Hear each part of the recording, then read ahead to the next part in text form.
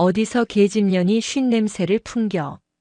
여군을 성희롱했던 오만한 투스타 장군, 그러나 그녀의 어깨에 빛나는 쓰리스타 별을 보고 군 생활이 끝장나 개박살 나버린 사이다 이야기입니다. 구독과 좋아요를 해주시면 더 좋은 사연으로 보답하겠습니다. 경기도 이천. 대한민국 육군의 심장이자 가장 강력한 창끝으로 불리는 제7기동군단 통칭 북진부대의 사령부가 자리한 곳이다. 북진이라는 이름에 걸맞게 이곳의 공기는 언제나 팽팽한 긴장감과 강철 같은 군기로 서늘했다.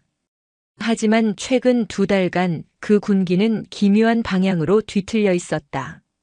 군단장이 공석이 된 이후 부대의 실권은 부군단장인 소장 나독기에게로 넘어갔다. 나독기. 그의 이름은 군내에서 모르는 이가 없었다.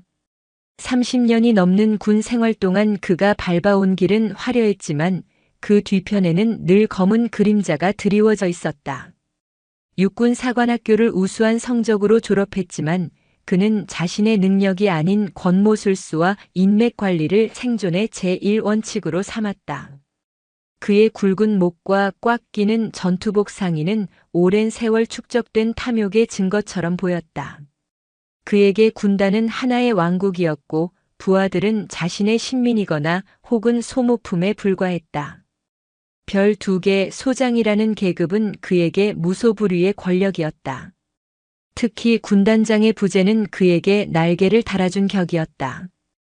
그는 매일 아침 군단장 집무실의 거대한 참나무 의자에 앉아 마치 자신이 이미 삼성이 된 것처럼 거들먹거렸다. 그래서 이번 군수 입찰건은 어떻게 되어가나? 나독기가 턱을 까딱이며 참모장 준장에게 물었다. 그의 책상 위에는 결제 서류 대신 값비싼 벼루와 붓이 놓여 있었다. 예, 소장님. 기존에 말씀하신 대로 상신 준비 중입니다. 다만 신임 군단장님 취임 전에 처리하는 것이 조금 뭐? 나독기의 눈이 뱀처럼 가늘어졌다. 아닙니다. 즉, 자네도 별을 달았으면 그 정도 융통성은 있어야지. 새로 오는 양반이 뭘 알겠나? 오자마자 이 거대한 군단을 파악하려면 반년은 좋게 걸릴 거야. 그때까지 우리가 손 놓고 구경만 할 텐가? 부대는 굴러가야지. 안 그런가? 굴러간다는 말은 사실 빼돌린다는 말과 동의어였다. 나독기는 군수물자 납품업체를 자신의 친인척이 운영하는 곳으로 밀어넣고 그 대가로 막대한 뒷돈을 챙기고 있었다. 그의 도끼 서린 성은 그렇게 부패의 토양 위에 세워지고 있었다. 신임 군단장에 대한 소문은 무성했다. 육군 본부에서 곧장 내려오는 엘리트라는 말도 있었고 정치권의 입김이 작용했다는 설도 있었다. 나독기는 그 모든 소문을 코웃음 쳤다. 누가 오든 상관없어. 그는 집무실 창밖으로 광활한 연병장을 내다보며 중얼거렸다. 어차피 여기는 내 손바닥 아니야. 30년간 이 바닥에서 굴은 나독기다. 어디서 굴러먹던 놈이 와도 용이 되려거든 내 허락을 받아야 할 게다. 그의 오만함은 하늘을 찔렀다. 특히 그는 여군을 병적으로 혐오했다. 전투와는 하등 상관없는 그저 군의 사기나 떨어뜨리고 분 냄새나 풍기는 존재쯤으로 치부했다. 군단 내 여군들의 고충 처리 보고서는 그의 책상에 닿기도 전에 찢겨나가기 일쑤였다. 내일인가? 취임식 리허설이. 나독기는 달력을 힐끗 보았다. 새로운 허수아비가 도착할 날이 가까워지고 있었다. 그는 부관을 불렀다. 내일 리허설 한치의 오차도 없이 준비해. 특히 의전.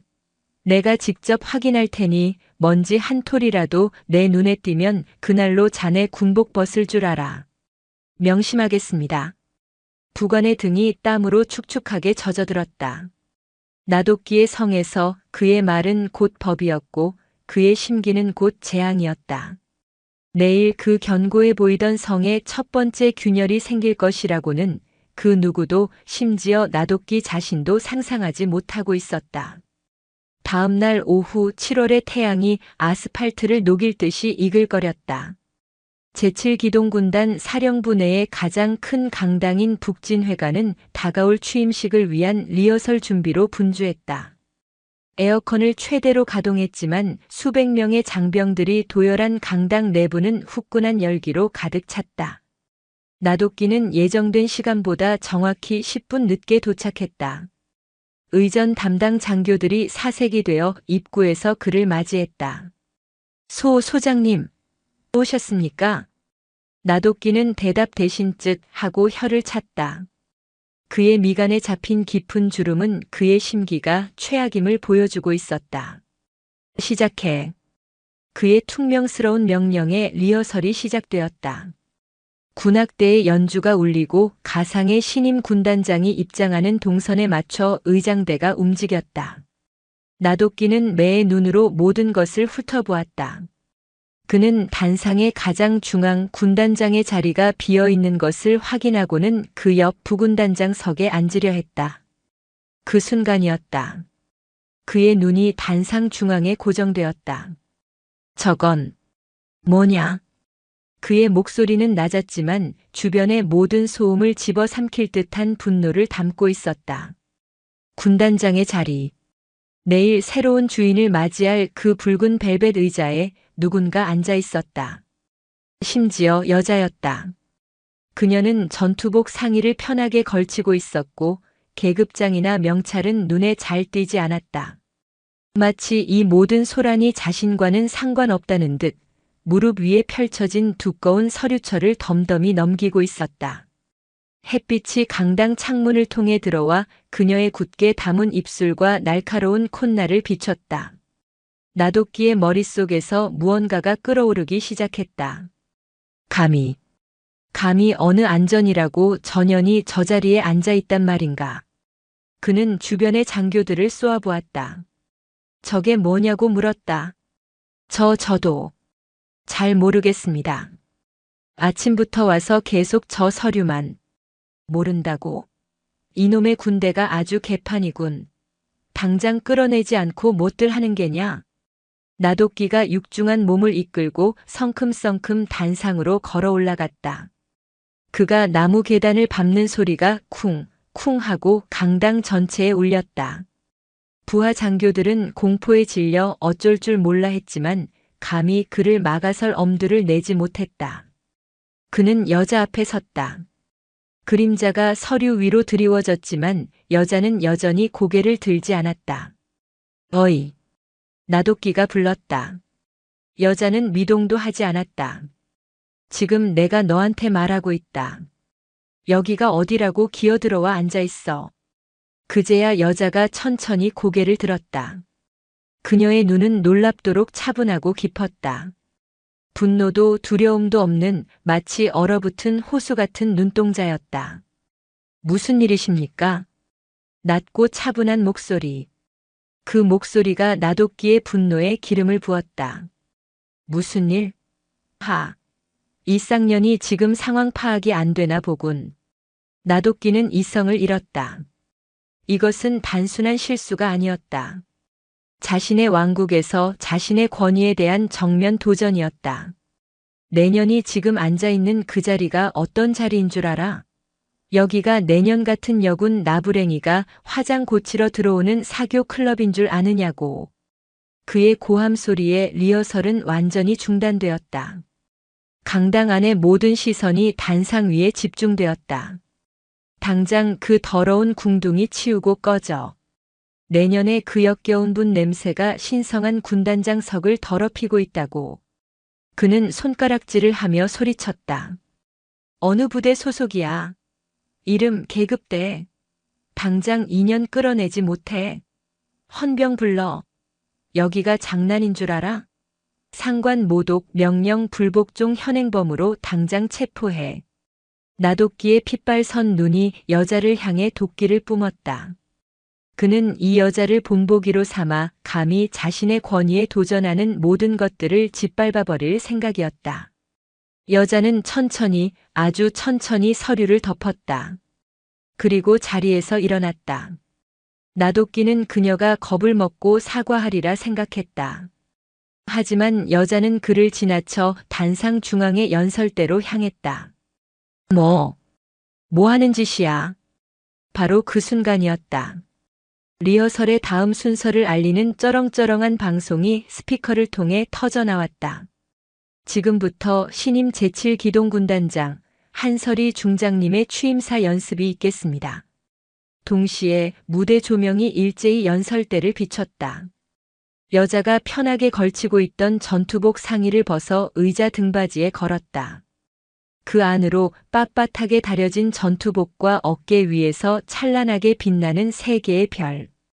대한민국 육군 중장 한설이. 강당 안의 공기가 그대로 얼어붙었다. 나도끼의 시간은 정지했다. 방금 자신이 쌍년이라 불렀던 여자.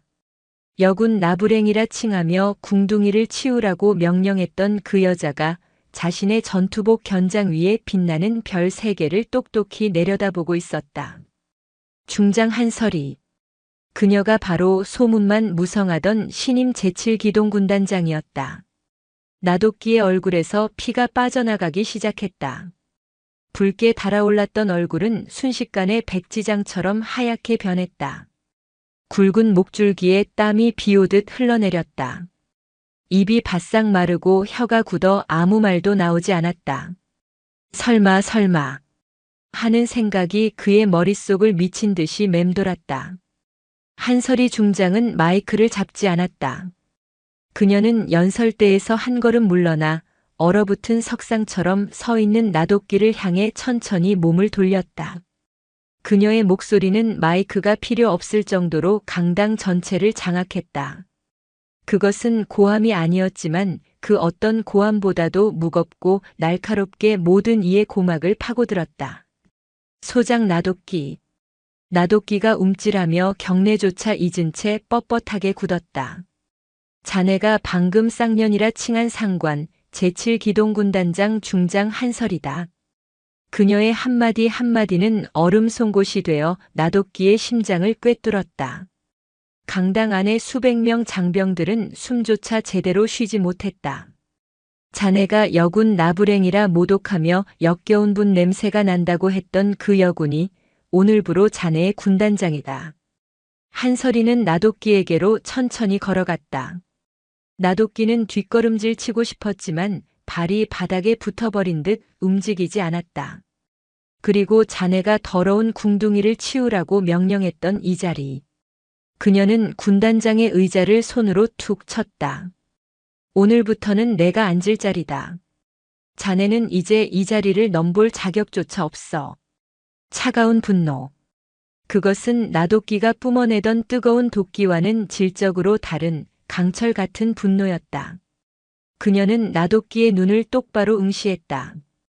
자네가 30년간 군에서 배운 것이 고작 그것인가? 부하를 인격적으로 모독하고 성별로 차별하며 자신의 권력을 이용해 약자를 짓밟는 것 말이다. 군단장님, 그것이 아니오라. 저는 신원 파악이. 나도끼가 필사적으로 변명을 쥐어짜냈다. 닥쳐라. 한설이의 목소리에 서리가 내렸다. 자네는 내가 중장인 것을 몰랐기에 그런 폭언을 한 것이겠지. 그렇다면 만약 내가 계급이 낮은 여군이었다면 자네의 그 모욕은 정당화되는 것인가? 대답해라, 소장. 자네 눈에는 부하가 계급으로만 보이나?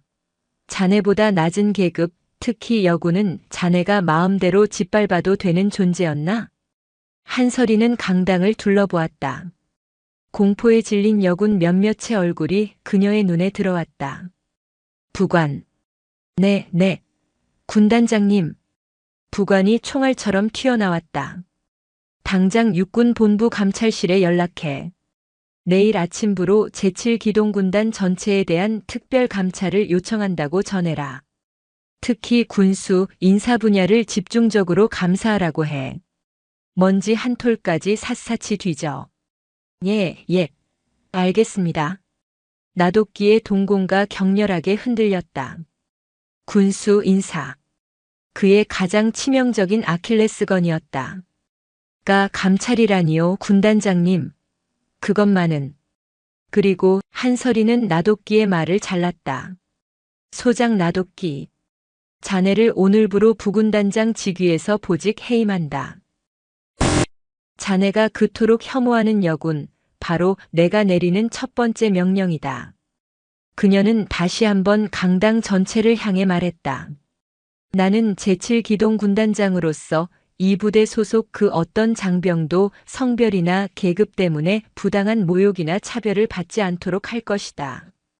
특히 군 간부라는 자가 자신의 우월적 지위를 이용해 부하의 인권을 유린하는 행위는 그 지위가 누구든 별이 몇 개든 절대 용납하지 않을 것이다. 그녀는 다시 나도끼를 보았다. 소장 나도끼. 자네는 자네의 그 오만함으로 자네 스스로의 30년 공든 탑을 단 3분 만에 무너뜨렸다. 내일 아침 일과 시작 전까지 자네의 저녁 지원서를 내 책상 위에 올려놓도록. 자네가 방금 모독한 이 부대 모든 여군들의 명단과 함께. 군단장님, 한 번만 기회를 주십시오. 나도끼가 비굴하게 무릎을 꿇으려 했다. 꺼져라. 한설이가 싸늘하게 말했다. 내 눈앞에서 당장 사라져. 그 더러운 군복을 입고 내 앞에 서 있을 자격조차 없다. 나도끼가 방금 전 그녀에게 퍼부었던 그 말이 칼날이 되어 정확히 그의 심장에 되돌아왔다. 나도끼는 비틀거리며 단상에서 내려왔다. 수백 명의 부하들이 지켜보는 가운데 그의 30년 권력은 그렇게 허무하게 무너져 내렸다. 도끼 서린 성의 성주는 성에 입성하지도 못한 새로운 주인의 서리 같은 경로 앞에 처참하게 파멸했다. 나도끼의 세상은 그날 오후 멈췄다. 북진회관의 그 치욕스러운 순간이 끝나고 그는 유령처럼 부군단장실로 돌아왔다. 그가 수십 년간 쌓아 올린 견고한 성체, 그의 오만함의 근원이던 그 방은 이제 차가운 감옥처럼 느껴졌다. 부관은 감히 문을 열지 못했고 복도를 지나가는 장교들은 그의 방문 앞에서 숨을 죽였다. 한설이. 그는 주먹으로 자신의 무릎을 내리쳤다. 분노가 아니었다. 그것은 분노를 넘어선 원초적인 공포였다. 그 여자의 눈빛, 꺼져라고 말하던 그 경멸에 찬 목소리가 그의 뇌리에서 떠나지 않았다. 이대로 끝날 순 없어. 내가 누군데? 내가 나도끼인데. 그는 떨리는 손으로 집무실 구석에 숨겨둔 사적인 전화기를 집어들었다. 그의 라인이었다. 국방부의 실세, 정치권의 거물, 방산업체의 회장들. 그가 지난 30년간 공들여 관리해 온 그의 성을 지탱하던 기둥들이었다. 첫 번째 전화. 육군 본부의 인사참모부장. 그와 육사 동기이자 호형호재하던 사이였다. 여보게. 나일세. 나도끼. 수화기 너머로 잠시 침묵이 흘렀다. 자네. 지금 전화할 때가 아닐 텐데. 목소리는 싸늘했다. 평소의 그가 아니었다. 여보게, 지금 그게 무슨 소린가? 그 미친 여자가 오자마자 나를. 나 소장. 말 조심하게. 한 중장님일세. 님? 나도끼는 귀를 의심했다. 그분이 어떤 분인지 자네 정녕 몰랐나? 참모총장님이 직접 삼고초려하여 앉힌 분이야. 군 개혁의 칼자루를 쥔 분이라고. 그런데 자네가 감히 첫날부터 그분에게. 쯧쯧. 나도 모르겠네. 당분간 연락하지 말게. 지금 자네 전화 받는 거 이거 자체로도 문제될 수 있어. 끝내. 딸칵. 전화가 끊겼다. 나도끼는 멍하니 수화기를 들고 있었다. 참모총장이 삼고초려? 개혁의 칼자루? 그는 다급하게 다음 번호를 눌렀다. 국회 국방위원회의 여당 간사. 나도끼가 명절마다 최고급 한우와 양주를 상납하던 인물이었다. 의원님, 저 나도끼입니다. 의원님, 제가 지금. 나 장군. 지금 회의 중이라. 미안하네. 아니, 의원님. 단 1분만. 이 사람아. 눈치가 그렇게 없나? 지금 이천에서 무슨 일이 벌어졌는지 내가 모를 것 같아? 한설이 그 양반 대통령이 신임하는 사람이야. 근데 당신이 거기다 대고 성희롱. 폭언? 아이고 나 장군.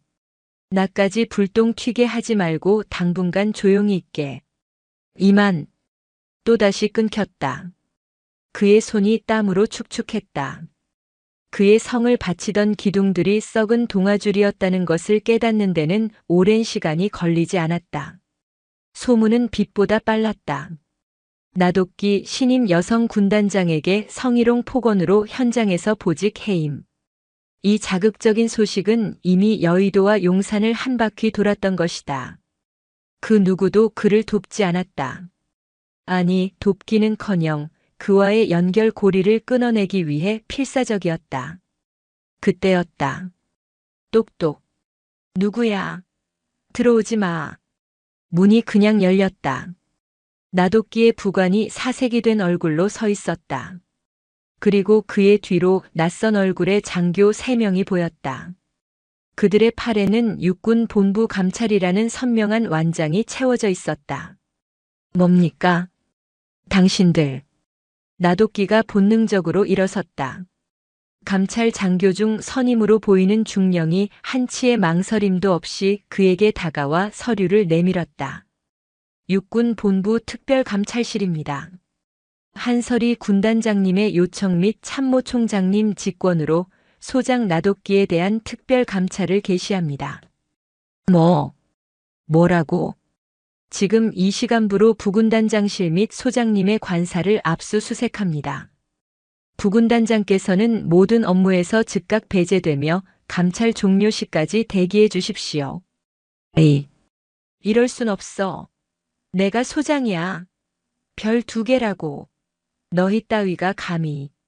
감찰 중령은 눈 하나 깜짝하지 않았다. 저항하실 경우 육군 교도대의 신병 확보를 요청할 수 있습니다. 그들은 일사불란하게 움직였다. 한 명은 나도끼의 컴퓨터 본체를 뜯어냈고 다른 한 명은 집무실의 모든 서류 캐비닛을 뒤지기 시작했다. 나도끼가 필사적으로 숨겨두었던 이중장부 방산업체와의 리베이트 계약서 초안, 인사청탁자들의 명단과 그들이 보내온 뇌물의 목록까지. 에이, 이건 함정이야. 나도끼가 소리쳤지만 아무도 듣지 않았다. 감찰관의 눈이 번뜩였다. 그가 책상 가장 깊은 서랍에서 두꺼운 봉투 하나를 발견했다. 그 안에는 이번 군수물자 입찰에 참여한 특정 업체의 이름과 나도끼의 차명 계좌번호가 적힌 메모가 들어있었다. 찾았습니다. 감찰 중령의 나직한 목소리가 나도끼에게는 사형 선고처럼 들렸다. 그의 성은 무너졌다. 그가 30년간 쌓아 올린 모든 것이 단 몇 시간 만에 잿더미가 되어 흩어지고 있었다. 그 잿더미 속에서 나도끼는 깨달았다. 자신은 성주가 아니었다. 그저 먼지 위에 세워진 허상에 불과했다. 이천의 밤은 나도끼에게 지옥과도 같았다. 그는 자신의 관사에서 한 발짝도 나갈 수 없었다. 감찰관들이 밤새도록 집안을 이잡듯 뒤졌고 그의 모든 통신 기록과 금융거래 내역이 본부로 전송되었다. 그가 아내와 자식들 명의로 돌려놓은 재산들까지 추적당하는 것은 시간 문제였다. 다음 날 아침, 면도도 하지 못해 푸석한 얼굴의 나도끼는 이제 완전히 주인이 바뀐 군단장실로 호출되었다. 그가 그토록 앉고 싶었던 그 거대한 참나무 의자에 한설이 중장이 앉아 있었다. 그녀는 막 전투 지휘 검열 서류를 검토하던 중이었다. 그녀의 책상 위는 나도끼의 것과는 달랐다. 값비싼 벼루나 난초 화분 따위는 없었다. 오직 군단 작전 지도와 두꺼운 서류철, 그리고 붉은색 펜 한 자루가 전부였다. 앉아라. 한설이는 서류에서 눈을 떼지 않고 말했다. 나도끼는 차마 소파에 앉지 못하고 방 한가운데에 어정쩡하게 섰다. 어제부로 감찰실에서 올라온 중간 보고서다. 한설이가 얇은 서류철 하나를 그에게 던졌다. 서류는 힘없이 바닥에 떨어졌다. 나도끼가 허둥지둥 허리를 굽혀 그것을 주었다. 군수 물자 횡령, 납품 비리, 인사청탁, 금품 수수. 한설이가 하나하나 읊을 때마다 나도끼의 어깨가 움츠러들었다. 자네가 지난 2달간 이 부대에서 빼돌린 예산만 3억이 넘어. 자네 친인척이 운영하는 유령 회사의 전투와 보급을 맡기고 기준 미달의 방한 장비를 납품받았더군. 자네 때문에 이 부대 병사들은 올겨울 발이 썩어 들어가는 전투화와 바람도 막지 못하는 외투를 입고 경계 근무를 서야 할 판이었다. 나도끼는 감히 고개를 들 수 없었다. 자네가 받은 돈으로 자네 아들은 강남에 아파트를 샀고 자네 딸은 해외 유학을 갔지. 그 돈이 병사들의 피고름이었다는 생각은 단 한 번도 해보지 않았나? 군단장님, 죽을 죄를 지었습니다. 나도끼가 그대로 무릎을 꿇었다. 그의 마지막 자존심이었다. 빌 생각 마라. 자네의 그 더러운 사과는 받을 생각 없으니까. 한설이는 자리에서 일어나 창가로 걸어갔다. 창밖으로 제7기동군단의 위용이 펼쳐져 있었다. 법대로 하지. 군사재판에 회부하겠다. 불명의 전역은 물론이고 남은 여생은 군 교도소에서 보내게 될 거다. 자네가 그토록 하찮게 여겼던 이 군복을 가장 치욕스러운 방식으로 벗게 될 거란 말이다. 교도소만은 제발. 나도끼가 기어가듯 그녀의 발치에 매달렸다. 제가 평생 모은 재산 전부 반납하겠습니다. 제발 자비. 한설이가 얼음장 같은 눈으로 그를 내려다보았다. 자네 같은 인간에게 자비는 사치다. 하지만 그녀는 잠시 말을 끊었다. 자네를 감옥에 보내는 건 너무 쉬운 벌이다. 몇 년 징역 살고 나오면 그만이지. 자네는 자신이 무슨 짓을 했는지 절대 깨닫지 못할 거야. 자네가 짓밟았던 병사들의 고통을 자네는 평생 이해하지 못하겠지. 한설이는 다시 책상으로 돌아와 다른 서류 한 장을 집어들었다. 그래서 자네에게 선택권을 주겠다. 하나는 방금 말한 군사재판. 그녀는 서류를 나도끼 앞에 던졌다. 다른 하나는 여기로 가는 거다.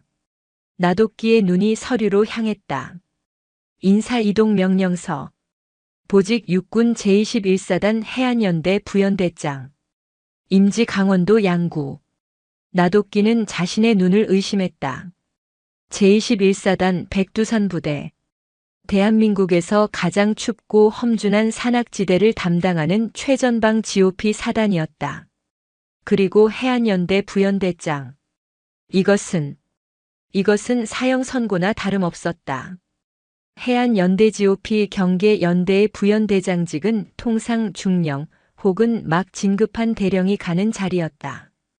현역 소장, 별 2개짜리 장군을 그 자리에 보낸다는 것은 군 역사상 전무후무한 치욕이자 모욕이었다. 그것은 사실상의 유배였다. 가혹하십니다. 가혹하다고? 한설이가 코웃음 쳤다. 자네가 빼돌린 그 3억 때문에 병사들이 겪어야 할 고통에 비하면 이건 솜방망이 처벌이다. 자네는 자네의 그 별 2개를 달고 그 2발로 직접 철책선을 걸어라. 자네가 기준 미달품을 납품받은 그 전투화를 신고 하루에 수십 리 길을 걸어. 자네가 횡령한 예산 때문에 난방도 제대로 안 되는 그 초소에서 병사들과 똑같이 얼어붙어 봐라. 그녀는 나도끼의 턱 밑까지 다가와 그의 눈을 꿰뚫어 보며 속삭였다. 이건 자네에게 주는 기회가 아니다. 이건 자네의 연옥이다. 가서 자네가 저지른 죄의 무게가 무엇인지 그 뼛속까지 새기고 와라. 한설이는 펜을 그에게 던졌다. 선택해라. 교도소냐 아니면 양구냐. 나도끼의 손이 부들부들 떨렸다. 교도소에서 썩을 것인가 아니면 살아있는 지옥에서 치욕을 견딜 것인가. 그는 눈을 감았다. 모든 것이 끝났다. 가겠습니다. 그는 떨리는 손으로 인사이동 명령서에 서명했다. 그의 눈물 한 방울이 서류 위로 떨어져 양구라는 두 글자를 번지게 했다. 나도끼의 이천 생활은 그렇게 끝났다. 그의 짐은 단출했다. 감찰 과정에서 사치품과 부정 축제한 재산은 모두 압류되었다.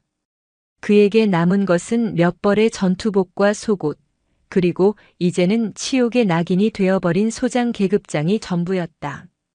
그를 배웅하는 사람은 아무도 없었다. 부군단장의 의전 차량 대신 낡은 사단 행정용 승용차 한 대가 그를 기다리고 있었다. 운전병은 계급도 낮은 2등병이었고 그는 나도끼를 알아보지도 못한 채 혹은 애써 모른 척하며 짐을 트렁크에 실었다. 차가 제7기동군단 북진부대의 위병소를 빠져나갔다. 불과 이틀 전까지만 해도 모든 위병소 근무자들이 그의 차를 향해 경례를 붙이던 곳이었다. 오늘은 아무도 그에게 경례하지 않았다. 차는 남쪽이 아닌 북쪽으로 그리고 다시 동쪽으로 향했다. 이천의 풍요로운 평야지대가 사라지고 풍경은 점차 거칠어졌다. 경기도를 지나 강원도로 접어들자 길은 험악한 산세로 변했다. 춘천, 화천이라는 표지판이 스쳐 지나갔다. 그리고 마침내 양구라는 글자가 보이기 시작했다. 인제 가면 언제 오나 원통해서 못 살겠네. 그래도 양구보다는 낫다. 군인들 사이에서 악명 높은 그 격언이 그의 귓가를 맴돌았다. 차는 끝없이 산을 올랐다. 창밖의 풍경은 녹색이 아니었다. 늦가을에 스산한 바람이 불고 있었고 앙상한 나뭇가지들이 마치 죽은 자의 손가락처럼 하늘을 핥히고 있었다. 터널을 몇 개나 지났는지 셀 수도 없었다. 길은 점점 좁아졌고 아스팔트 곳곳은 부서져 있었다.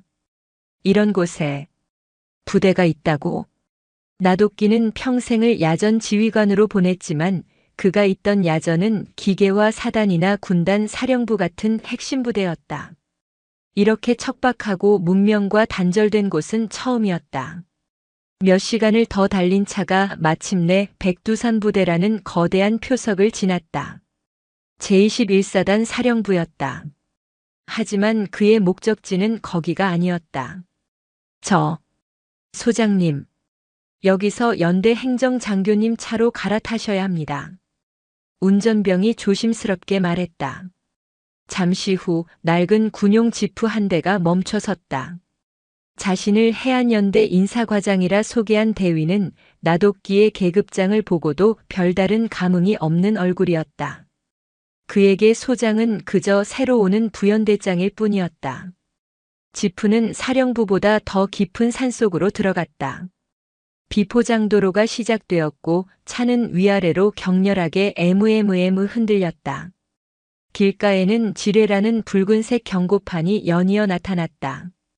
공기는 이천보다 몇 도는 더 낮은 듯 살을 애는 듯 했다. 마침내 산봉우리 능선에 위태롭게 자리 잡은 낡은 막사 건물이 나타났다. 해안연대 본부였다. 도착했습니다. 나도끼가 차에서 내리자마자 칼바람이 그의 뺨을 후려쳤다. 숨을 쉴 때마다 코끝이 얼어붙는 듯 했다. 연대장실. 충성. 연대장 대령 강철 중입니다. 나도끼보다 10살은 어려 보이는 깡마르고 새까맣게 탄 얼굴의 대령이 그에게 경례를 붙였다.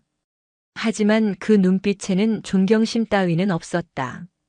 그저 공무를 처리하는 사무적인 눈빛이었다.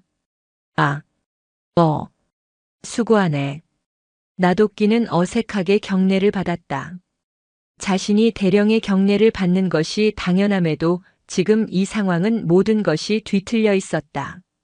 본부에서 소장님에 대한 공문은 받았습니다. 강 대령은 소장님이라는 호칭을 썼지만 그 뉘앙스는 당신이 왜 여기 왔는지 알고 있다는 뜻을 명백히 포함했다. 저희 연대는 전 전선에서 가장 험준한 산악 GOP를 담당하고 있습니다.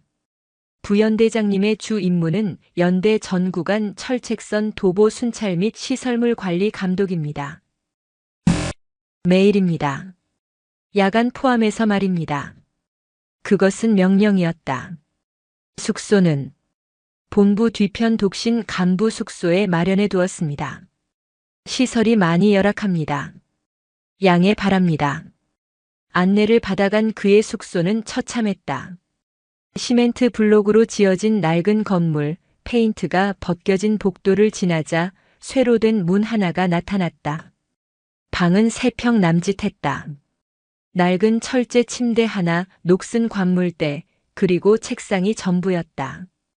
창문은 제대로 닫히지 않아 황소바람이 그대로 들어왔고 방 안에서는 지독한 곰팡이 냄새가 났다. 라디에이터는 있었지만 만져보니 얼음장처럼 차가웠다. 난방은 중앙 통제식입니다. 밤 10시부터 새벽 4시까지만 들어옵니다. 그마저도 자주 고장나서 침낭을 덮고 주무시는 게 편할 겁니다. 인사과장이 멋쩍은 듯 말했다. 그가 떠나고 방에는 나도끼 혼자 남았다. 그는 짐을 풀지도 못한 채 낡은 침대에 주저앉았다. 기이익. 바람 소리가 마치 누군가의 비웃음처럼 창문을 울렸다. 그는 자신의 어깨에 달린 별 2개를 내려다보았다. 한때는 그의 모든 것이었던 찬란한 권력의 상징이었다. 하지만 지금 이 순간 이 3평짜리 냉골 바닥에서 그 별은 그저 무겁고 거추장스러운 쇠조각에 불과했다. 으아악. 나도끼는 책상 위에 있던 낡은 스탠드를 집어 벽에 집어 던졌다. 쨍그랑 하는 소리 대신 플라스틱이 벽에 부딪히는 퍽 하는 둔탁하고 초라한 소리만 났다. 그의 연옥이 그렇게 시작되었다. 양구의 겨울은 자비가 없었다. 그것은 도시 사람들이 상상하는 낭만적인 눈의 왕국이 아니었다.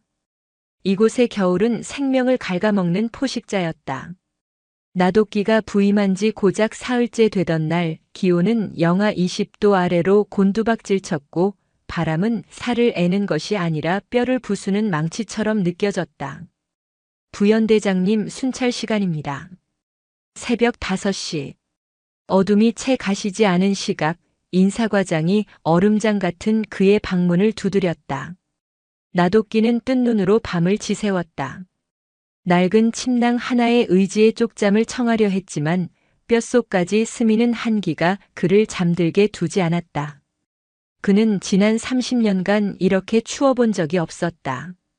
그의 첫 임무는 연대 책임 구역인 펀치볼 분지의 동쪽 능선을 따라 이어진 GOP 철책선을 도보로 순찰하는 것이었다. 차량은 없나? 이 구간은 차량 이동이 불가합니다. 소장. 아니, 부연대장님. 직접 걸으셔야 합니다. 인사과장의 목소리에는 일말의 동정심도 없었다. 나도끼는 이를 악물고 막사를 나섰다. 군단 사령부에서 입던 몸에 맞게 수선한 반질반질한 전투복이 아니었다. 이곳 보급 창고에서 지급받은 몸에 맞지도 않는 두툼한 방한 전투복은 그를 더욱 둔하게 만들었다. 칠흑 같은 어둠 속 몇 명의 수색대 병사들과 함께 산을 오르기 시작했다. 길이라고 부를 수도 없는 길이었다. 얼어붙은 흙과 돌 그리고 간밤에 내린 눈이 뒤엉켜 발을 내디딜 때마다 미끄러졌다. 그의 숨은 턱까지 차올랐다. 심장이 터질 것처럼 뛰었고 폐부가 얼어붙는 듯한 고통이 밀려왔다. 불과 10분 만에 그는 자신의 몸이 얼마나 망가져 있었는지 깨달았다. 지난 수십 년간 그는 푹신한 의전 차량의 뒷좌석이나 연회장의 따뜻한 술자리 외에는 걸어본 기억이 없었다. 헉. 잠시 쉬었다 가세. 그가 다리를 붙잡고 주저앉자 그를 앞서가던 20살 남짓한 상병이 뒤를 돌아보았다. 그 눈빛. 나도끼는 그 눈빛을 읽을 수 있었다. 경멸도 연민도 아니었다. 그것은 이해할 수 없는 존재를 바라보는 순수한 의아함이었다. 저런 몸뚱이로 어떻게 별을 달았지? 하는 무언의 질문이었다. 수치심이 한기보다 더 고통스럽게 그의 뺨을 때렸다. 그는 아무 말 없이 다시 일어섰다. 2시간을 걸었을까? 아니, 기어올랐다는 표현이 맞을 것이다. 해가 뜰 기미도 보이지 않는 칠흑 같은 능선 위 바람을 정면으로 맞는 초소가 나타났다. 충성. 초소 안에서 근무를 서던 2명의 병사가 그를 보고 경례를 붙였다. 그들의 입김은 공중에서 얼어붙어 하얀 가루가 되어 떨어졌다. 초소 내부는 바깥보다 고작 몇 도 정도 나을 뿐이었다. 낡은 전기난로가 구석에서 붉은 빛을 약하게 내뿜고 있었지만 외벽을 뚫고 들어오는 바람 앞에서는 무력했다. 근무 중 이상 없나? 나도끼가 기계적으로 물었다. 이상 없습니다. 그때였다. 나도끼의 눈이 한 병사의 발을 향했다. 병사는 추위를 이기려는지 쉴 새 없이 발을 구르고 있었다. 그리고 그가 발을 디딜 때마다 전투화의 밑창이 덜그럭거리는 소리가 났다. 자네, 이리 와보게. 나도끼가 손짓했다. 일병 계급장을 단 앳된 얼굴의 병사였다. 발 들어봐. 병사가 망설이다가 발을 들었다. 나도끼는 그대로 얼어붙었다. 병사의 동계 전투화는 그야말로 걸레짝이었다. 험준한 산악지형을 매일 오르내린 탓에 밑창의 절반이 떨어져 나갔고 그 틈을 청테이프가 위태롭게 감고 있었다. 하지만 그것만으로는 역부족이었는지 틈새로 눈과 얼음이 들어가 양말은 이미 축축하게 젖어 신발과 한데 엉겨 얼어붙어 있었다. 나도끼의 머릿속이 하얗게 비었다. 동계 전투화 보급. 3억. 상신 실업. 그의 뇌리를 스치는 단어들. 상신 실업은 그의 처남이 운영하는 페이퍼 컴퍼니였다. 나도끼가 제7기동군단의 부군단장으로 실권을 쥐고 있을 때 동계 물자 보급 입찰을 서류 조작으로 밀어붙여 계약을 따내게 해주었다. 그 대가로 3억 원을 받았다. 그리고 그 돈은 그의 아들이 강남에 구입한 주상복합 아파트의 계약금으로 고스란히 들어갔다. 그는 기준 미달의 시제품 재고로 쌓여있던 불량품들을 특허급으로 둔갑시켜 납품받는 서류에 직접 서명했다. 그 전투화들이 돌고 돌아 지금 이 최전방 가장 춥고 험한 곳의 병사에게 지급되었던 것이다. 발. 시리지 않나? 나도끼의 목소리가 형편없이 갈라져 나왔다. 괜찮습니다. 감각이 없어서 잘 모르겠습니다. 병사는 무덤덤하게, 아니 체념한 듯이 대답했다. 감각이 없다. 그 말은 나도끼의 심장을 얼음 송곳으로 꿰뚫는 것과 같았다. 나도끼는 그 자리에 망연히 서 있었다. 자신이 저지른 죄의 실체를 그는 지금 처음으로 마주하고 있었다. 그것은 서류상의 숫자가 아니었다. 그것은 감찰실의 추궁이 아니었다. 그것은 지금 눈앞에서 한 젊은이의 발을 썩어 문드러지게 하고 있었다. 그는 자신이 입고 있던 아직은 빳빳한 신형 방한 외투가 부끄러워 견딜 수가 없었다. 이놈들. 그가 중얼거렸다. 병사들을 향한 말이 아니었다. 이놈들. 당장 안 바꿔주고 뭐했어? 보급관, 행보관, 다 어디 갔어? 그가 버럭 소리를 질렀다. 하지만 그 고함은 공허했다. 그들 역시 보급이 나오지 않아 발을 동동 구르고 있을 터였다. 원흉은 바로 자기 자신이었으니까. 나도끼는 아무 말 없이 자신의 주머니를 뒤졌다.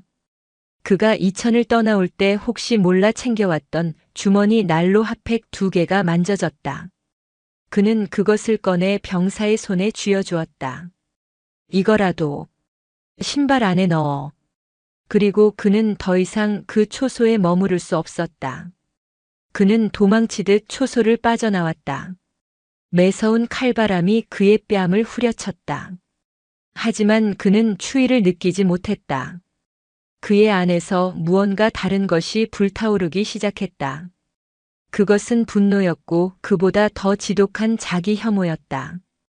그의 연옥은 그가 생각했던 것보다 훨씬 더 깊고 잔인한 곳이었다. 그는 자신이 지은 죄의 무게를, 그 얼음 십자가를 이제 막 지기 시작했다.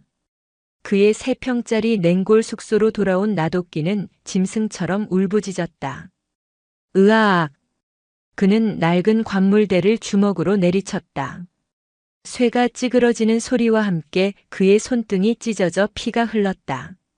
하지만 고통은 느껴지지 않았다. 그 병사의 감각이 없던 발, 청테이프로 감긴 그 썩어가는 전투화의 이미지가 그의 망막을 불태우고 있었다. 그가 빼돌린 3억. 그 돈이면 이 연대의 모든 병사에게 최고급 전투화를 2켤레씩 지급하고도 남을 돈이었다. 한설이. 그 여자가 옳았어. 나는 교도소에 갔어야 했어. 그는 무력감에 주저앉았다. 이곳에서 그는 할 수 있는 것이 아무것도 없었다. 공식적인 보급 라인을 요청해봤자 이미 자신이 망가뜨린 시스템은 꿈쩍도 하지 않을 터였다. 서류는 수십 단계를 거칠 것이고 빨라야 내년 봄에나 해결될 기미가 보일 것이었다. 그때였다. 그의 눈이 짐 가방 구석에 처박혀 있던 감찰관들의 눈을 피해 몰래 숨겨온 낡은 외투에 멈췄다. 그 안주머니에는 그의 진짜 전화기가 들어있었다. 그의 모든 부패와 인맥의 역사가 담긴 판도라의 상자였다. 그는 망설였다. 이 전화기를 사용하는 순간 그는 다시 과거의 나돗기로 돌아가는 것이었다. 하지만 애들 발이 얼어붙고 있다고. 나돗기는 떨리는 손으로 전화기를 꺼내 전원을 켰다. 이 산골짜기에서는 신호조차 잡히지 않을 거라 생각했지만 놀랍게도 안테나는 희미하게 2칸이 떠 있었다. 그는 주소록을 뒤졌다. 수백 개의 이름. 국회의원, 장관, 재벌 총수. 그리고 그 아래 박 사장이라는 이름이 보였다. 상신 실업. 그의 처남의 이름으로 된 바로 그 유령 회사의 바지 사장이었다. 나돗기는 심호흡을 하고 통화 버튼을 눌렀다. 신호음이 몇 번 가다가 잠결에 전화를 받은 듯한 목소리가 들려왔다. 여보세요? 나다. 나돗기. 수화기 너머로 헉하고 숨을 들이마시는 소리가 들렸다. 소장님. 아니, 이 번호는 어떻게? 지금 어디? 시끄럽다. 나돗기의 목소리는 얼음장처럼 차가웠다. 박 사장. 너 나한테 3억 꽂아줬지.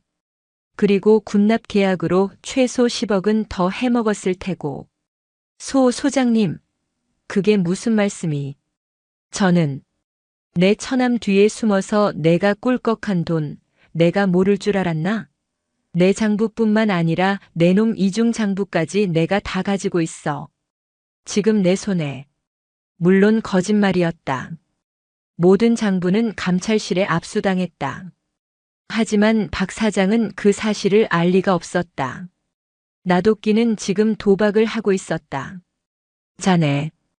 지금 당장 내 말 듣지 않으면 내일 아침 육군 본부 감찰실에 자네 이름으로 된 녹취 파일이랑 장부 사본이 전부 배달될 거야. 난 어차피 끝난 몸이다. 너 하나 데리고 지옥 가는 거 일도 아니야. 원하시는 게 뭡니까? 박 사장의 목소리가 공포로 떨렸다. 당신이 납품한 그 빌어먹을 전투화. 기억나나? 재고떨이한 그 쓰레기들. 여기 21사단 해안연대다. 당장 내일 모레까지. 최고급 방한 전투화 500켤레. 발열 내에 500벌. 핫팩 10만 개. 그리고 신형 보일러 부품 연대에서 필요한 만큼 전부. 500. 10만. 소장님, 그건 내 돈으로 보내라는 거 아니야. 내가 훔쳐간 돈으로 다시 토해내라는 거다. 나돗기가 으르렁거렸다. 이천의 나돗기는 죽었어. 하지만 양구의 나돗기는 아직 살아있다. 내 놈 목숨줄 내가 쥐고 있다는 것만 기억해. 이틀이다. 이틀 뒤 정오까지 물건이 도착하지 않으면 그땐 나도 약속 못 지켜. 그는 일방적으로 전화를 끊었다. 그는 숨을 몰아쉬었다. 손이 땀으로 흥건했다. 수십 년간 부하들을 쥐어짜고 아랫사람들을 협박할 때 쓰던 그 방식이었다. 하지만 이번에는 목적이 달랐다. 그는 멈추지 사지십사지 않았다. 다음은 난방유를 빼돌리던 군 유류 납품업자였다. 다음은 식자재를 속이던 급식업체 사장이었다. 그는 지난 10년간 자신이 구축해온 부패의 네트워크를 역으로 가동하기 시작했다. 그들은 모두 나도끼의 몰락 소식을 들었지만 그가 자신들의 비리까지 쥐고 있다는 사실에 경악했다. 그들은 나도끼가 자신들과 함께 자폭할까봐 두려워했다. 나도끼는 자신의 과거를, 자신의 죄를 무기로 삼았다. 그리고 정확히 이틀 뒤, 강원도 양구의 험준한 산길을 뚫고 군용 트럭이 아닌 거대한 민간 수송 트럭 3대가 해안연대 본부로 들어왔다. 연대장 강철중 대령과 주임원사가 어리둥절한 표정으로 뛰어나왔다. 트럭의 적재한 문이 열리는 순간 모두가 숨을 삼켰다. 그 안에는 시중에서 가장 비싸게 팔리는 최신형 방한 전투화가 박스째로 가득 차 있었다. 그뿐만이 아니었다. 두툼한 기모 발열 내에 수북하게 쌓인 핫팩 박스들, 그리고 연대 보급관이 몇 달간 요청해도 받지 못했던 신형 보일러 부품들이 쏟아져 나왔다. 에이, 이게 다 뭡니까? 강 대령이 믿을 수 없다는 듯 나도끼를 바라보았다. 나도끼는 그저 산더미처럼 쌓인 보급품들을 바라보며 덤덤하게 말했다. 보급이 늦어지길래 옛 친구들한테 좀 재촉했네. 그는 보급관을 불렀다. 당장 오늘 밤 근무자부터 전원 교체해줘. 낡아빠진 전투화, 양말 전부 수거해서 오늘부로 저 연병장에서 다 불태워버려. 그의 목소리에는 이천에서의 오만한 도끼가 아닌 차갑고도 단호한 지휘관의 무게가 실려 있었다. 연대의 소문이 퍼지는 데는 하루도 걸리지 않았다. 별 2개짜리 부연대장님이 민간에서 보급품을 끌어왔다. 옛 친구들을 재촉했다는 그의 말은 병사들 사이에서 온갖 추측을 낳았다. 그가 대단한 재력가라느니 혹은 육군 본부를 뒤집어 엎을 만한 힘을 숨기고 있다느니 하는 식이었다. 하지만 그 이유가 무엇이든 결과는 분명했다. 그날 밤부터 해안연대 GOP 초소의 풍경이 바뀌었다. 모든 병사가 새 전투화와 두툼한 네일을 지급받았다. 밑창이 떨어져 청테이프를 감던 병사는 새 전투화를 받아들고 한동안 말을 잇지 못했다. 나도끼는 멈추지 않았다. 그는 자신의 방에 처박혀 있지 않았다. 그는 매일 새벽부터 밤늦게까지 철책선을 돌았다. 하지만 이제는 예전 같지 않았다. 병사들은 더 이상 그를 낙하산 유배온 장군으로 보지 않았다. 그가 초소에 들어서면 병사들은 이제 의무적인 경례가 아닌 진심이 담긴 눈빛으로 그를 맞이했다. 발은 좀 어떤가? 나도끼가 이전에 핫팩을 쥐어주었던 그 일병에게 물었다. 예, 부연대장님, 덕분에 발가락이 다시 살아난 것 같습니다. 병사가 발을 구르며 웃어 보였다. 그 웃음이 나도끼에 얼어붙었던 심장의 무언가를 건드렸다. 그는 자신의 과거를 계속 이용했다. 다음 타깃은 급식이었다. 그는 불시에 취사장을 급습했다. 형편없는 재료, 부족한 양. 그는 그 자리에서 급식업체 사장에게 전화를 걸었다. 나 나도끼다. 내 놈이 내 새끼들한테 지금 똥을 처먹이고 있어. 그의 새끼들이라는 말에 취사병들의 눈이 휘둥그레졌다. 당장 2배로 안 보내면 너 군수비리 조사단이 내 놈 공장 문을 뜯는 걸 보게 될 거야. 다음 날부터 꽁꽁 얼어붙은 조기 대신 두툼한 삼겹살이 배식판에 오르기 시작했다. 밍밍한 똥국 대신 뜨끈한 육개장이 나왔다. 병사들은 환호했다. 연대장 강철중 대령은 이 모든 상황을 그저 묵묵히 지켜보고 있었다. 그는 나도끼가 무슨 수로 이 모든 것을 해내는지 묻지 않았다. 그저 이 척박한 땅에서 병사들의 사기가 오르고 동상 환자가 줄어드는 이 기적 같은 변화를 받아들일 뿐이었다. 나도끼는 서서히 변해가고 있었다. 그는 더 이상 이천의 오만한 장군이 아니었다. 그는 매일 수십 킬로미터를 걸으며 살이 빠졌고 그의 얼굴은 양구의 칼바람에 검게 그을렸다. 그의 눈빛에서는 도끼가 빠지고 대신 병사들에 대한 기묘한 책임감이 자리 잡기 시작했다. 그는 병사들이 겪는 고통이 바로 자신이 과거에 저지른 죄의 대가임을 매일 확인하고 있었다. 그리고 운명의 그날이 왔다. 그해 겨울 가장 강력한 한파가 몰아쳤다. 폭설 경보와 함께 산간 지역의 기온은 영하 30도까지 떨어졌다. 모든 것이 얼어붙었다. 그날 밤 비상이 걸렸다. 가장 험준한 능선에 위치한 7번 초소와 통신이 두절되었다는 보고가 들어왔다. 폭설로 인해 케이블이 끊어졌거나 혹은 최악의 경우 월책이나 고립 등의 사고가 발생했을 가능성도 있었다. 내가 가겠네. 나도끼가 방한모를 눌렀으며 일어섰다. 부연대장님, 위험합니다. 이 날씨에는 제설차가 가기도 전에 길이 막힙니다. 날이 밝을 때까지 기다려야. 강 대령이 그를 만류했다. 기다리다간 애들 다 얼어 죽어. 2시간 뒤면 저기 기온 영하 35도야.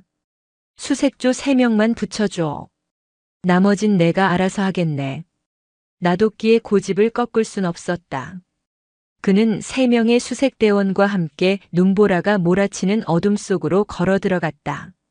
길은 사라진 지 오래였다. 눈은 허리까지 차올랐고 바람은 비명처럼 울부짖었다.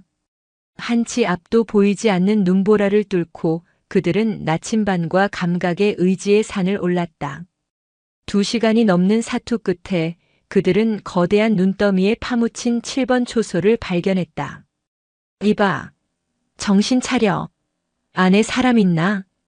나도끼가 얼어붙은 초소문을 걷어찼다.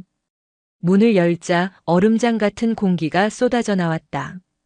초소 안 2명의 병사가 서로를 껴안은 채 의식을 잃어가고 있었다. 난방기구는 이미 꺼진 지 오래였고 통신기는 눈더미의 무게에 파손되어 있었다. 젠장, 의무병, 당장 상태 확인해. 이병 강태식, 의식 없습니다. 저체온증 쇼크입니다. 얘는 나도끼가 다른 병사를 확인했다. 낯이 익었다. 바로 그 전투화가 찢어졌던 그 일병이었다. 일병 박진우. 호흡이. 박일병의 상태는 더 심각했다. 그는 새 전투화를 신고 있었지만 극한의 추위는 그마저도 뚫고 들어왔다. 그의 발은 이미 감각을 잃고 딱딱하게 얼어붙어 있었다. 이러다간 발을 잘라야 합니다. 당장 후송해야. 의무병이 절박하게 외쳤다. 안 돼. 여기서 내려가다가 쇼크로 죽는다. 나도끼는 망설이지 않았다. 그는 자신의 방한 외투 지퍼를 거칠게 내렸다. 그리고 전투복 상의 단추까지 풀어 헤쳤다. 그의 맨가슴이 영하 30도의 공기에 노출되었다. 뭐 하시는 겁니까? 수색대원들이 경악했다. 나도끼는 박일병의 얼어붙은 전투화와 양말을 벗겨냈다. 시체처럼 하얗고 차가운 2발이 드러났다. 그는 망설임 없이 그 얼음장 같은 병사의 2발을 자신의 맨가슴과 배 사이에 깊숙이 품었다. 살이 타는 듯한 고통이 밀려왔다. 자신의 체온이 급격하게 떨어지는 것이 느껴졌다. 하지만 그는 이를 악물고 병사의 발을 더욱 세게 끌어안았다. 부연대장님, 이러다간 부연대장님까지 위험합니다. 시끄러워. 나도끼가 포효했다. 그는 박일병을 노려보며, 아니, 자신의 과거를 노려보며 외쳤다. 이놈아, 아파야 한다. 감각이 돌아와야 해. 내 놈 발이 아니라 내 아들 발이라고 생각할 테니. 제발, 제발 감각만 돌아와라. 그는 자신의 체온으로 병사의 얼어붙은 발을 녹이기 시작했다. 그것은 단순한 응급처치가 아니었다. 그것은 자신이 저지른 죄에 대한 가장 고통스러운 속죄의 행위였다. 수색대원들은 그 광경을 차가운 별 2개를 단 장군이 한겨울의 눈보라 속에서 자신의 맨살로 사병의 발을 녹이는 그 모습을 숨죽인 채 지켜볼 수밖에 없었다. 한편 이천의 제7기동군단 사령부 한설이 중장의 책상 위에 한 통의 비밀 보고서가 올라왔다. 발신지는 제21사단 사령부였다. 첩보 보고 소장 나독기 동향. 민간업체를 통한 대규모 보급품 반입 경위 불명. GOP 초소 난방 및 급식 문제 전격 해결. 양구의 호랑이라는 별명으로 불리며 병사들의 신망을 얻고 있음. 한설이는 보고서를 읽고 미간을 좁혔다. 양구의 호랑이라. 그녀는 나독기가 벌이는 협박쇼의 전말을 어렴풋이 짐작하고 있었다. 연극인가 아니면 진심인가. 그녀는 창밖의 어두운 하늘을 바라보았다. 양구가 있는 북동쪽 하늘이었다. 조금 더 지켜보도록 하지. 눈보라는 지옥의 비명처럼 울부짖었다. 나독기가 박일병의 얼어붙은 발을 자신의 맨가슴에 품은 순간 그는 2가지를 동시에 느꼈다. 하나는 자신의 살같이 얼음 조각에 찢겨 나가는 듯한 극심한 고통이었고 다른 하나는 기묘하게도 평생 처음 느껴보는 평온함이었다. 부연대장님, 정신 차리십시오. 함께 온 수색대원이 그의 뺨을 때려가며 소리쳤다. 나독기의 눈이 서서히 감기고 있었다. 그의 체온이 급격하게 박일병에게로 옮겨가면서 정작 그 자신이 쇼크 상태에 빠져들고 있었다. 이놈. 발가락. 움직일 때까지. 안 놔. 그것이 그의 마지막 말이었다. 뒤이어 도착한 제설차와 구급대는 처참하면서도 경이로운 광경을 목격했다. 별 2개를 단 소장이 자신의 전투복을 풀어 헤친 채 한겨울의 눈보라 속에서 한 사병의 발을 자신의 가슴에 꽁꽁 동여맨 채 함께 의식을 잃어가는 모습. 그들을 떼어놓으려 했을 때 나독기의 팔은 풀리지 않았고 그의 가슴 피부는 박일병의 발에 얼어붙어 있기까지 했다.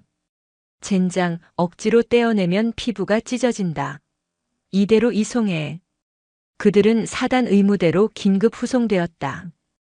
나독기가 눈을 뜬 것은 이틀이 지난 후였다. 낯선 천장, 지독한 소독약 냄새. 그리고 가슴을 옥죄는 붕대의 감촉과 함께 욱신거리는 통증이 밀려왔다. 정신이 드십니까? 그의 침대 옆에는 연대장 강철중 대령이 초췌한 얼굴로 앉아 있었다. 나독기는 쉰 목소리로 자신의 첫마디를 내뱉었다.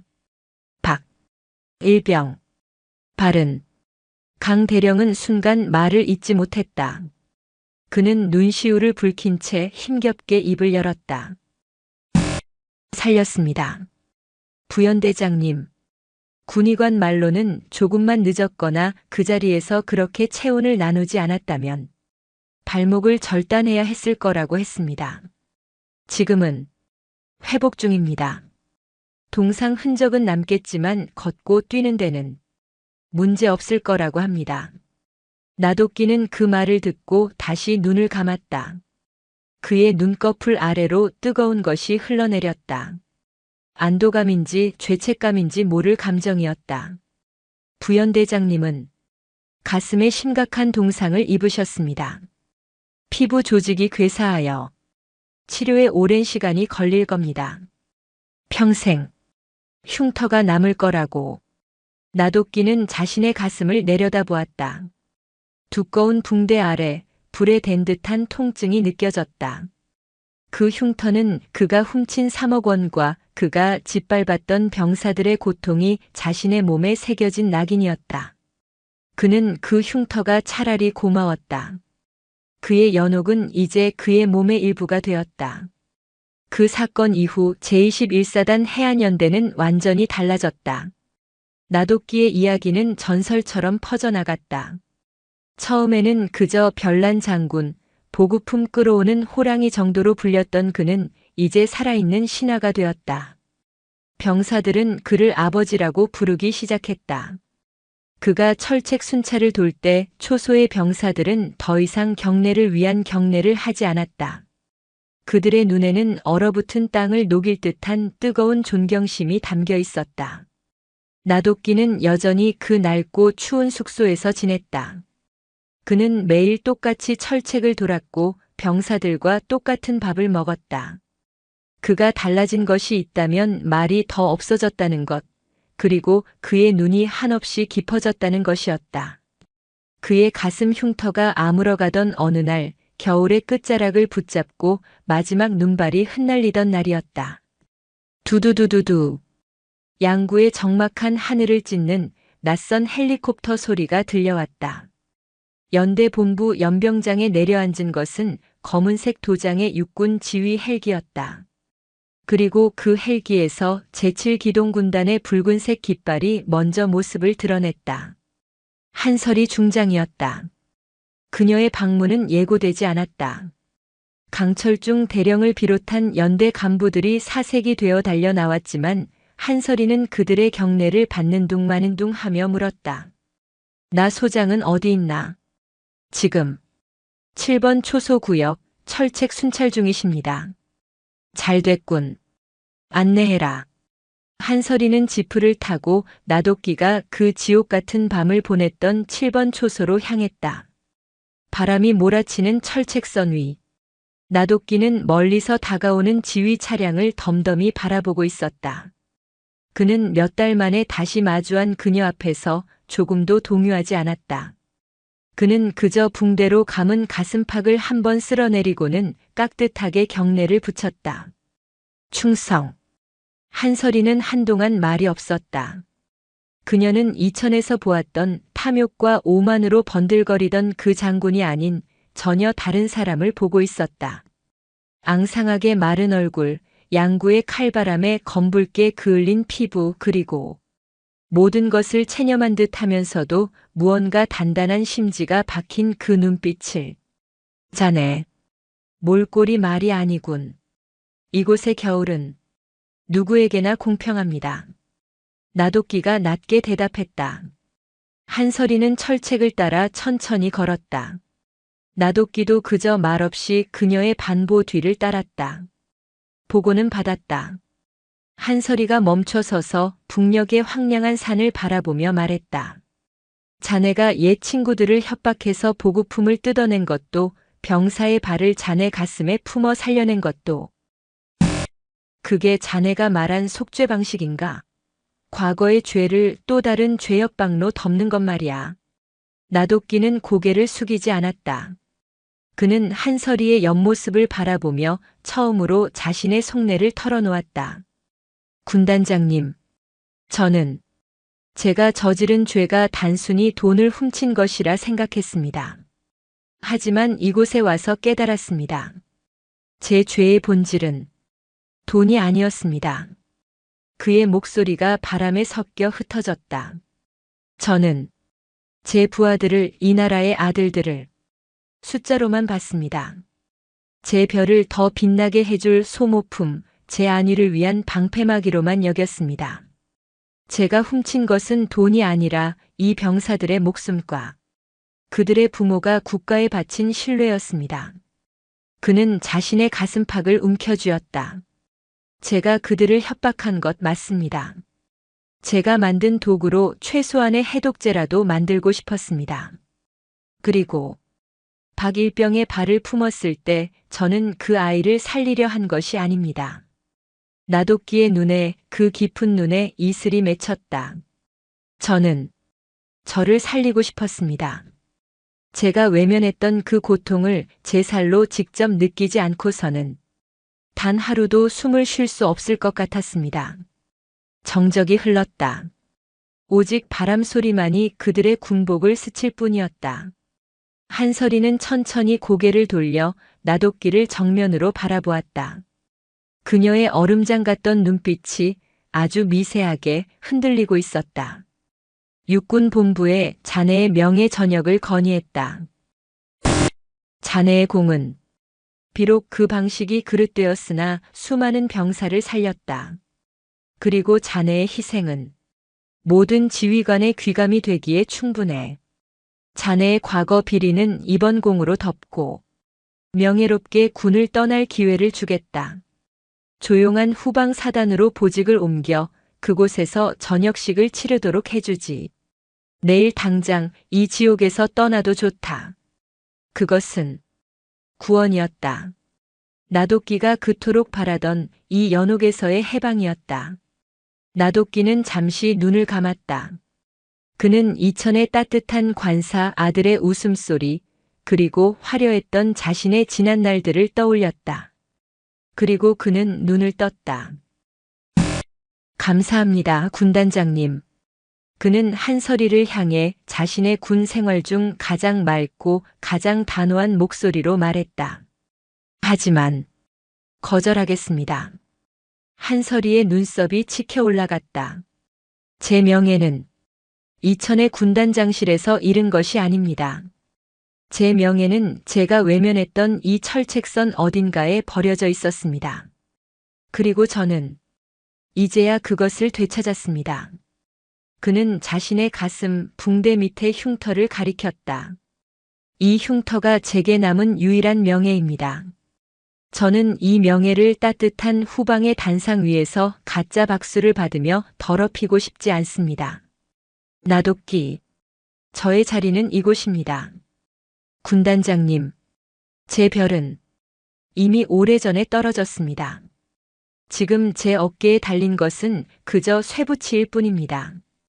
하지만 제가 이곳에 있음으로 해서 저 아이들이 단 하루라도 더 따뜻하게 자고 더 튼튼한 전투화를 신고 저처럼 발이 썩어 들어가는 고통을 겪지 않아도 된다면 저는 기꺼이 이 연옥에서 남은 군 생활을 마치겠습니다. 한설이는 더 이상 아무 말도 하지 않았다. 그녀는 그저 바람 속에 꼿꼿이 서 있는 한 사내를 바라보았다. 오만함도 도끼도 비굴함도 모두 사라진 그저 군인만이 그곳에 서 있었다. 한설이는 그를 향해 먼저 손을 들어 경례를 붙였다. 그것은 상급자가 하급자에게 하는 경례가 아니었다. 한 명의 진정한 군인이 또 다른 군인에게 보내는 최고의 경이었다. 자네는, 한설이가 낮게 말했다. 자네는 별 2개의 무게도 모르던 가짜 장군이었지만 지금은 202산의 무게를 온몸으로 짊어진 진짜 군인이다. 나돗기, 소장.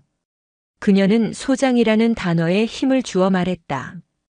헬기가 다시 하늘로 솟아올랐다. 나돗기는 헬기가 시야에서 사라질 때까지 부동자세로 경례를 유지했다.